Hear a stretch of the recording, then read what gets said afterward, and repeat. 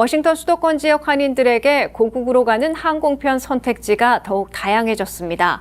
한국의 하이브리드 항공사 에어프레미아가 워싱턴 노선 운항을 시작하면서 항공사 간 가격과 장거리 서비스 경쟁도 본격화되고 있는데요.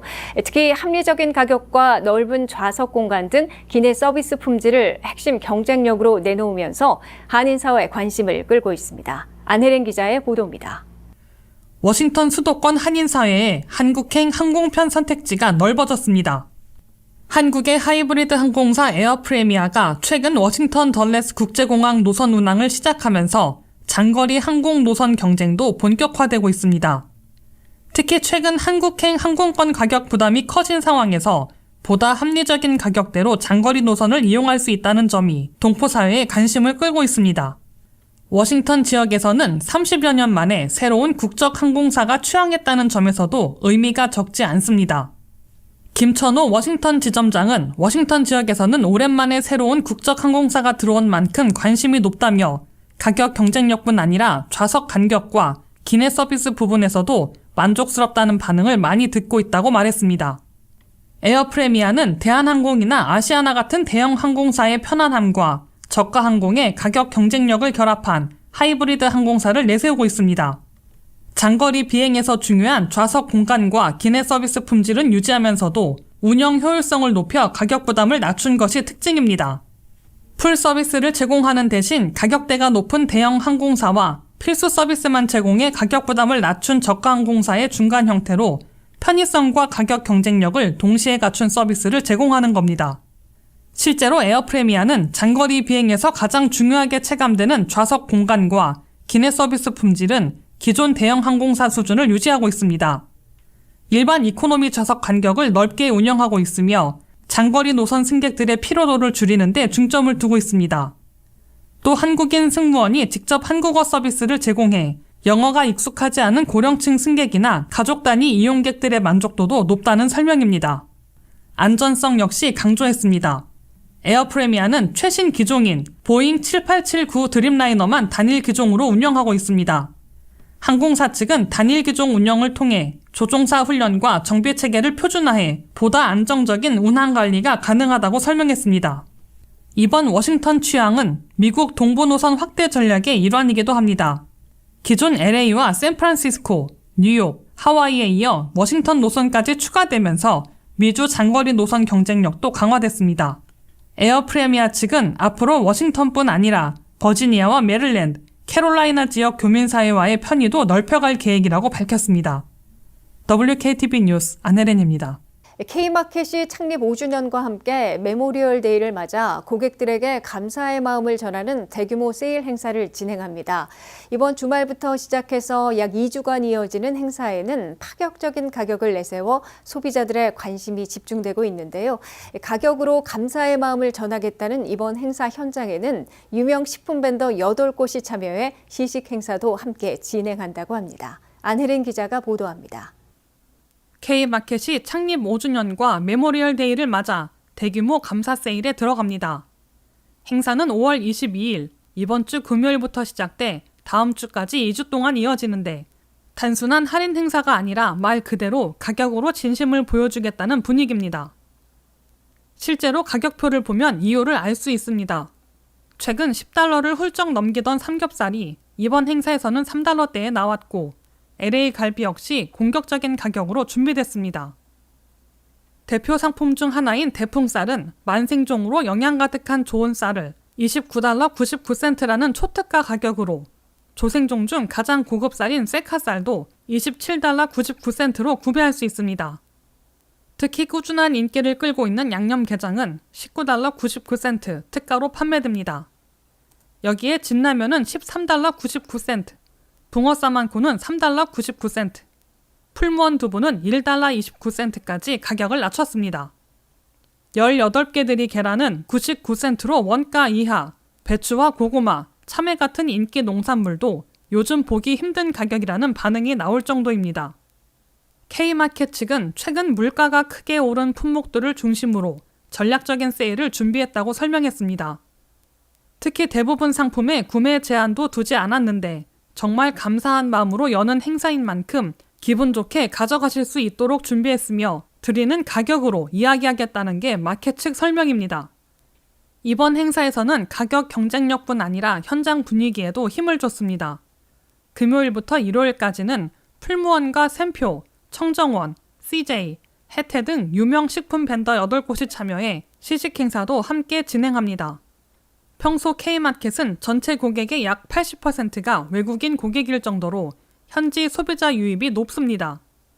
마켓 측은 트렌드를 읽는 능력과 솔직한 가격 정책, 그리고 벤더들과의 적극적인 협상이 경쟁력이라고 강조했습니다. 특히 생선 코너는 얼음과 시설 위생 관리에 특별히 공들여 신선도를 유지했으며 비린내가 없는 수산 코너로 입소문을 타고 있습니다. 고등어 역시 $3 49센트의 특가로 판매됩니다. 최근 계속 오르는 장바구니 물가 속에서 5년간 저렴한 가격과 높은 품질로 입소문을 타왔던 이번 K마켓의 5주년 감사 세일은 소비자들의 큰 호응을 얻을 것으로 기대되고 있습니다. WKTV 뉴스 안혜린입니다. 미국민들의 경제 신뢰도가 4년 만에 최저치를 기록해 중간 선거에서 트럼프 공화당에 타격을 가할 거란 지적이 나옵니다. 미국 경제가 좋다는 미국민 여론은 16%에 불과한 반면 나쁘다는 여론은 49%로 조사됐고 트럼프 정책 중에서 물가는 찬성 27%, 불신 72%로 가장 저조하고 이란 전쟁 33%대 66%, 경제 정책 34%대 65%, 이민정책 40%대 59%로 모두 부정적인 평가를 받고 있습니다. 한면태 기자가 보도합니다. 이란과의 전쟁과 유가 급등으로 초래한 미국의 인플레이션으로 트럼프 공화당이 11월 중간선거전에서 심각한 타격을 맞고 있는 것으로 보입니다. 미국 경제에 대한 미국민들의 신뢰도가 40년 만에 물가 폭등을 겪었던 2022년 이래 4년 만에 최악으로 추락하고 있기 때문입니다. 갤럽의 여론조사 결과 경제가 좋다고 대답한 미국민들은 고작 16%에 불과한 반면에 그저 그렇다는 34%, 나쁘다는 여론은 49%로 나타났습니다. 미국 경제가 좋아질 것으로 기대하는 미국민 여론은 20%에 불과한 데 비해 더 나빠질 것으로 낙담하고 있는 미국민들은 76%나 됐습니다. 이는 미국민들의 경제 신뢰도가 최악의 물가 급등을 겪었던 2022년 이래 4년 만에 최저치로 추락한 겁니다. 40년 만에 물가 급등을 겪었던 2022년에는 경제가 좋아질 것이라는 기대가 13%, 나빠질 것이라는 낙담은 85%나 된 바 있습니다. 도널드 트럼프 대통령의 여론 지지율도 바닥을 좀처럼 탈출하지 못하고 있습니다. 워싱턴 포스트와 입서스의 여론조사 결과 트럼프 대통령의 대통령 업무 지지율은 36%, 불신율은 62%로 올 초 최저치였던 40%보다 더 떨어졌습니다. 전쟁과 유가 급등에 따른 물가 급상승으로 트럼프 전체 지지율과 정책 지지율을 모두 부정적으로 급락시키고 있습니다. 트럼프 인플레이션에 대해서는 지지 27%, 불신 72%로 가장 최악을 기록했습니다. 이란 전쟁에 대해서는 지지 33%, 불신 66%로 부정 여론이 2배나 높았습니다. 트럼프 경제 전반에 대해서는 지지 34%, 불신 65%로 나타났습니다. 아직도 그나마 가장 낮다는 트럼프 이민 정책에 대한 지지율은 40%, 불신율은 59%로 조사됐습니다. WKTV 뉴스 한면택입니다. 은퇴 연령대의 미국인들은 물가 급등으로 생계비를 충당하기 어려워지고 의료비도 올라가는 반면 재산 가치는 하락하며 저축은 부족한데 오래 사는 것 등 5가지를 크게 우려하고 있는 것으로 조사됐습니다. 은퇴 연령대의 미국인들 90%는 최근 유가 급등으로 소비자 물가가 연준 목표치인 2%보다 약 2배인 3.8%까지 급등해 소셜연금이나 은퇴저축으로 생계비를 충당하기 어려운 현실을 걱정하고 있습니다. 한면태 기자가 보도합니다. 이르면 62세, 보통 65세에 은퇴하는 미국인들은 기대 수명이 길어지면서 5가지 공포에 짓눌리고 있다고 CBS 뉴스가 보도했습니다. 첫째, 은퇴 연령의 미국인 90%나 꼽은 가장 큰 걱정거리는 인플레이션 공포로 나타났습니다. 물가가 급등해 소셜연금이나 은퇴저축 또는 임금으로 생계비를 충당하기가 어려워지고 있기 때문입니다.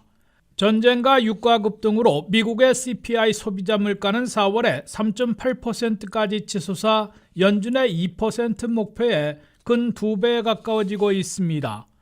모든 것이 오르는 반면에 사회보장연금이나 은퇴저축 등 소득은 제자리이기 때문에 물가 급등과 비례해 올라가는 생계비를 충당하기 어렵다고 토로하고 있습니다. 둘째, 헬스케어 비용도 갈수록 늘어나기 때문에 87%나 큰 걱정거리로 꼽았습니다. 나이가 들수록 아픈 곳도 늘어나고 병원에 가야 하는 횟수나 처방약들이 크게 늘기 때문에 메디케어가 있더라도 헬스케어 비용을 감당하기 버거워지고 있습니다. 셋째, 일반 경제 둔화에 따른 주택과 증권, 채권 등 재산 가치가 하락하지는 않을까 81%가 우려하고 있습니다. 넷째, 은퇴저축을 어떻게 관리하고 인출에 합리적으로 써야 할지 몰라 부심하는 은퇴 연령대 미국인들이 69%가 걱정거리로 꼽았습니다. 다섯째, 저축이 부족한 데다가 저축보다 오래 살고 있어 어떻게 노후 생활을 이어갈지 68%가 불안해하고 있습니다. 미국인들은 10명 중에 6명이나 은퇴할 여건이 안 된 상태에서 은퇴하고 있다고 밝혔습니다. 특히 응답자 42%는 건강 문제나 회사 사정상 62세에 밀려나는 등 계획보다 일찍 은퇴하고 있다고 토로했습니다. 더욱이 62세 조기 은퇴하는 은퇴자들은 65세부터 받는 메디케어 가입까지 3년, 67세부터 받는 사회보장연금까지는 5년이나 갭을 채워야 하기 때문에 파트타임이라도 해서 돈을 벌어야 하는 상황이라고 강조하고 있습니다. WKTV 뉴스 한면택입니다. 미국인 10명 가운데 6명은 미국의 전성기가 이미 지났다고 생각하는 것으로 여론조사기관 퓨 리서치 센터 조사 결과 나타났습니다. 미국 경제는 세계 1위 수준의 경쟁력을 유지하고 있지만 높은 생활비 부담과 정치권의 갈등이 이어지면서 서민들은 미래에 대한 불안감을 느끼고 있는 것으로 조사됐습니다. 전문가들은 이번 조사 결과가 미국의 국력 약화보다는 미국민들의 자신감 하락을 보여주는 거란 분석을 내놓고 있습니다. 안혜린 기자의 보도입니다. 미국인 10명 가운데 6명은 미국의 전성기가 이미 지났다고 생각하는 것으로 나타났습니다. 여론조사기관 퓨 리서치 센터가 미국 건국 250주년을 앞두고 실시한 조사에서 응답자의 59%는 미국의 전성기가 이미 지났다고 답했고 전성기가 아직 오지 않았다는 응답은 40%에 그쳤습니다. 인종별로는 흑인 응답자의 66%, 히스패닉 64%, 백인 57%, 아시아계 53%가 미국의 전성기가 지났다고 답했습니다. 정치 성향별로는 민주당 지지층의 64%가 미국의 전성기가 끝났다고 본 반면 공화당 지지층에서는 53%가 같은 답변을 내놨습니다. 또 50년 뒤 미국의 미래를 어떻게 보느냐는 질문에는 전체 응답자의 44%가 비관적이라고 답했습니다. 반면 낙관적이라는 응답은 28%에 머물렀습니다. 전문가들은 이런 인식의 배경으로 경제에 대한 체감 불안을 가장 먼저 꼽고 있습니다. 미국 경제는 여전히 세계 1위 수준의 경쟁력을 유지하고 있지만 일반 시민들이 느끼는 삶의 여건은 과거와 달라졌다는 겁니다. 최근 미국에서는 집값과 월세, 의료비와 대학 등록금 부담이 크게 늘었습니다. 특히 중산층 사이에서는 열심히 일해도 부모 세대처럼 안정적인 삶을 누리기 어렵다는 불만이 커지고 있습니다. 과거에는 직장 하나만으로 집을 사고 자녀를 키울 수 있었지만 지금은 맞벌이를 해도 생활비 부담이 크다는 목소리가 많습니다. 경제 성장 수치와 별개로 실제 생활에서 느끼는 불안감이 미국 사회 전반에 퍼지고 있다는 분석입니다. 정치적 갈등 역시 미국인들의 미래 인식에 영향을 주고 있습니다. 최근 미국 사회에서는 보수와 진보 진영 간 대립이 갈수록 심화하고 있습니다. 총기 문제와 불법 이민, 낙태, 인종 갈등 등을 둘러싼 충돌이 반복되면서 사회 통합에 대한 우려도 커지고 있습니다.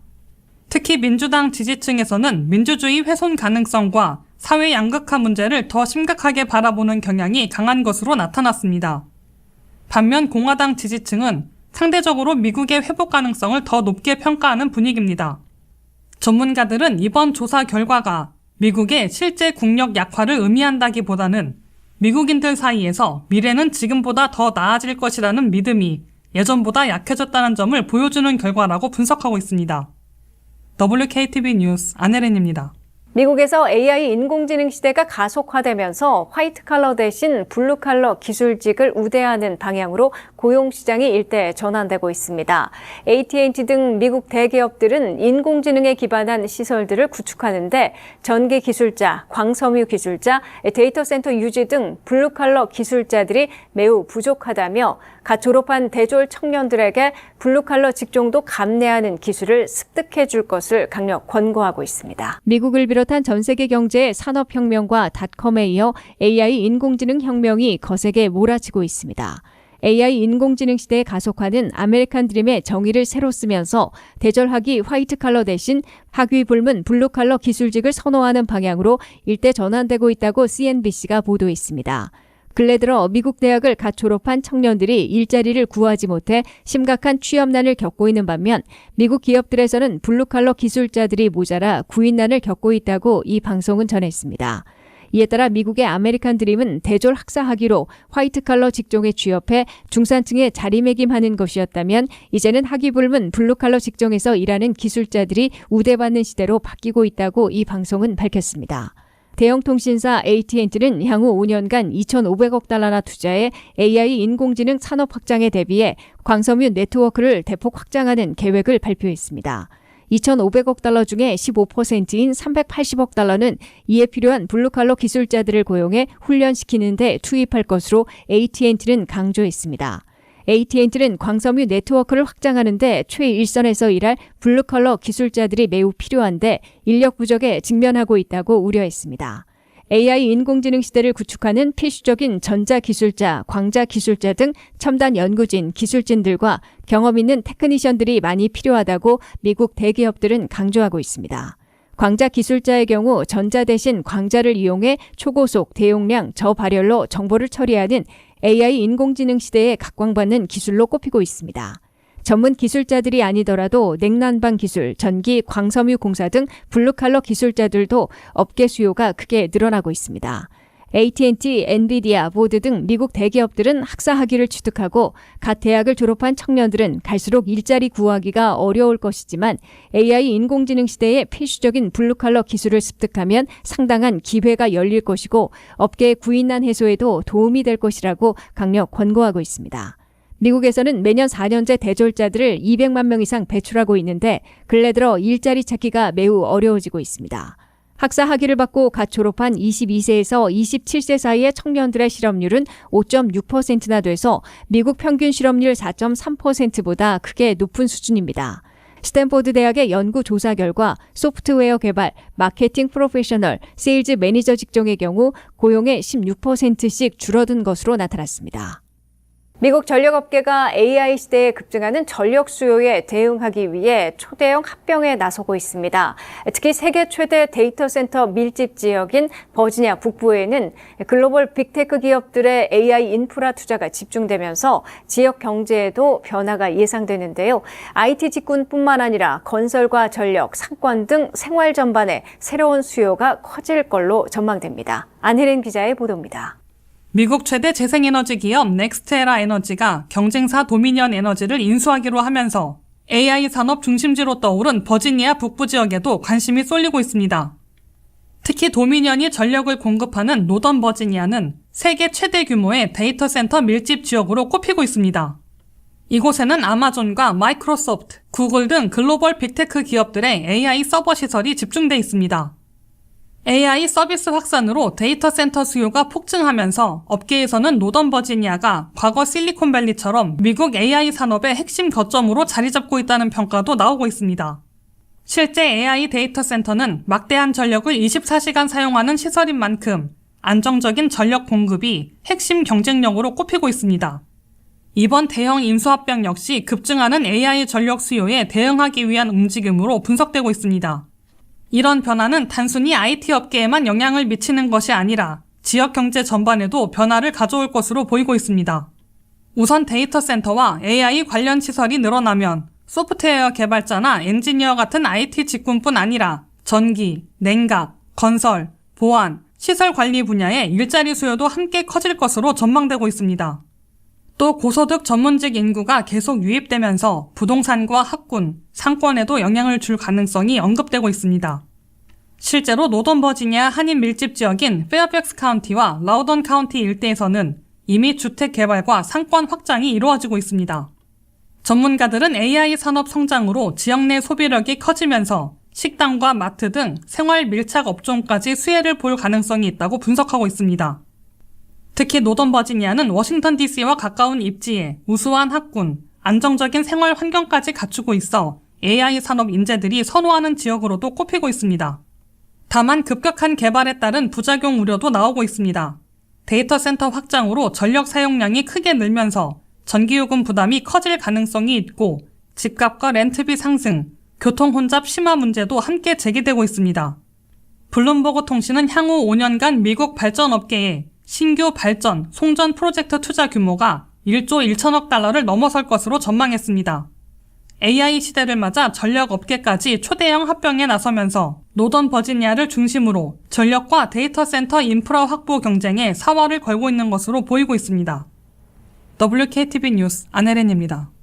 반 트럼프 입장으로 맞서온 공화당의 빌 캐시디 연방 상원의원이 트럼프 대통령이 지지하는 후보에 밀려 10년 만에 처음으로 예선에서 낙마했습니다. 이는 공화당 진영에선 트럼프 파워와 영향력이 아직 건재하게 작동하고 있음을 보여주고 있는 것으로 해석됩니다. 한면태 기자가 보도합니다. 도널드 트럼프 대통령이 자신에게 맞서는 공화당 인사들을 가차없이 추방하는 정치 파워, 영향력을 여전히 과시하고 있습니다. 루지애나를 대표하는 빌 캐시디 공화당 연방 상원의원이 트럼프 대통령의 눈밖에 났다가 10년 만에 처음으로 공화당 예선에서 3등으로 밀려 낙마하는 사태를 겪고 있습니다. 보기 드문 의사 출신인 빌 캐시디 상원의원은 최근 공화당 예선에서 트럼프 대통령이 공개 지지한 줄리아 레트로우 연방 하원의원과 친트럼프를 내세운 존 플레밍 후보에게 밀려 3등으로 구배를 마셨습니다. 줄리아 레트로우 연방 하원의원과 존 플레밍 후보는 6월 말 결선에서 최종 공화당 상원의원 후보를 결정짓게 됩니다. 빌 캐시디 상원의원은 노골적인 반트럼프파는 아니었으나 5년 전인 트럼프 1기 임기 때 두 번째 하원에서 탄핵당했을 당시 상원 재판에서 탄핵 찬성표를 던진 악연이 이번에 폭발해 결국 낙마한 것으로 해석되고 있습니다. 빌 캐시디 상원의원과는 다소 성격이 다르지만은 상당수 트럼프 정책의 발목을 잡고 있는 공화당의 탐 틸러스 상원의원은 트럼프 압박에 견디지 못한 듯 이미 11월 선거 불출마를 선언해놓고 있습니다. 임기의 절반도 안 지난 트럼프 대통령은 아직 공화당 진영 내에서는 그에게 도전하면 반드시 정치적으로 추방된다는 정치적 파워, 영향력을 과시하고 있는 것으로 풀이되고 있습니다. 트럼프 대통령이 여전한 공화당 장악력을 과시하고 있으나 그의 핵심 지지층이었던 마가 진영에서도 반기를 들 조짐을 보이는 등 전반적인 파워는 다소 위태로워지고 있다는 지적도 받고 있습니다. 마가 진영에서는 최근 트럼프 대통령이 사상 최대 불법 체류자 체포 추방 작전의 전략과 전술을 온건하고도 유연한 방안으로 전환하는 태세를 보이자 연대를 구축해 강하게 반대하고 나섰습니다. 마가 진영에서 매스 디포테이션 연대를 구축하고 최대 규모의 불법 체류자 체포 추방은 중단 없이 지속되어야 한다고 촉구하고 있습니다. 마가 진영의 전폭적인 지지를 받고 있는 공화당 연방상하원 의원들은 합법 이민도 더 축소하고 이중국적을 금지하자는 등 보다 강경한 이민 법안들을 추진하고 있습니다. 더욱이 트럼프 입김으로 공화당 내 온건파들이 갈수록 설자리를 잃게 되면 11월 중간선거에서 초강경파들을 앞세운 공화당 후보들이 본선에서 패배해 연방의회의 상하원 다수당을 모두 빼앗길 가능성만 높아질 것이라는 경고도 받고 있습니다. WKTV 뉴스 한면택입니다.